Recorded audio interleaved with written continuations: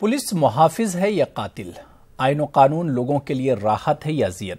क्या मौजूदा दौर में वाकई लोग महफूज और खुशहाल हैं? ये ऐसे सवाल हैं जिनके जवाब दर्दनाक हैं।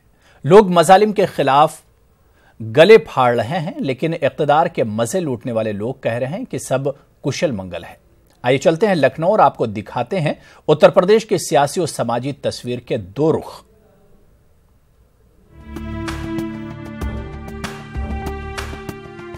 हमने सुना भी था और पढ़ा भी था, लेकिन अब देख भी रहे हैं कि झूठ को सच और सच को झूठ आखिर बनाया किस तरह जाता है।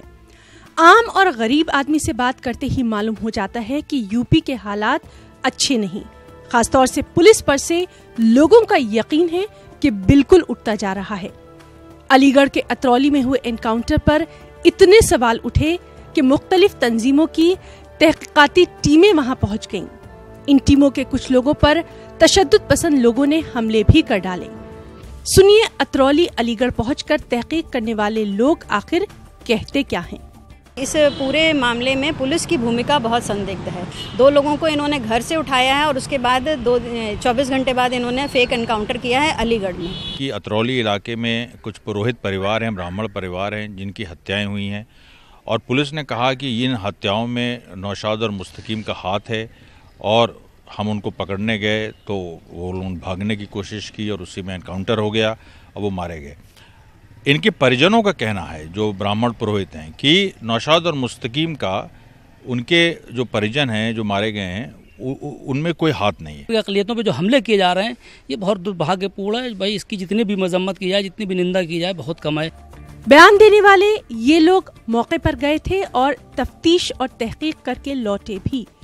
अलग अलग तारीखों में इन्होंने दौरे किए, लेकिन इनकी तहकीक पर कोई सरकारी मोहर नहीं।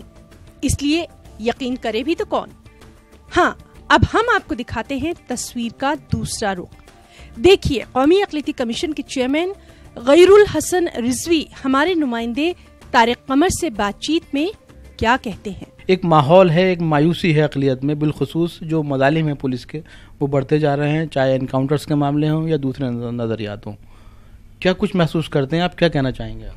देखिए, ऐसा मायूसी तो नहीं कह सकते हम, इसलिए कि अगर माइनॉरिटीज़ में जैसे आप कह रहे हैं कि अल्पसंख्यकों में या अक़लियतों में मायूसी है, मायूसी नहीं है। सरकार लगातार उनको एम्पावरमेंट करने के लिए अपनी योजनाएं चला रही है, उनको पैसा दे रही है। डरने की कोई ज़रूरत नहीं है, इस देश में सभी सुरक्षित हैं। सवाल आपसे करना चाहता हूं मैं कि ये जो एनकाउंटर्स के मामले हैं, जो मामलात इस अंदाज के पेश आ रहे हैं, इसकी सही तहकीक शायद सामने नहीं आ रही है। माइनॉरिटी का जहाँ तक आप इनकाउंटर की बात कर रहे हैं, वो केवल माइनॉरिटी के इनकाउंटर नहीं हो रहे हैं। नाज़रीन किराम, ये थे जनाब गैरुल हसन रिजवी साहब, जिन्होंने वाज़ेह तौर पर यह कहा है कि एनकाउंटर जो हो रहे हैं वो सही हो रहे हैं। हमने आपको दिखाया था कि किस अंदाज से मुतालबे किए जा रहे हैं।